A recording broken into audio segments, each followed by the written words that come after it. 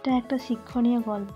এই গল্পটি পড়ে কোনো মজা বা আনন্দ কোনোটি পাওয়া যায়নি, তো একটা শিক্ষা তো পাওয়া গেছে।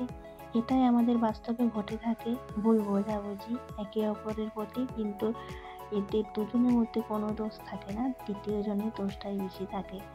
তো সবাইকে ধন্যবাদ। গল্পটি যদি কেউ পড়ে থাকো তাহলে অবশ্যই কমেন্ট করে জানিও, আর ভালো লাগলে একটা লাইক তো দেওয়াই যায়। আর এইভাবে সবাই সবার পাশে থেকো, আর চ্যানেলটিকে সাবস্ক্রাইব করে পাশে থাকো। ধন্যবাদ।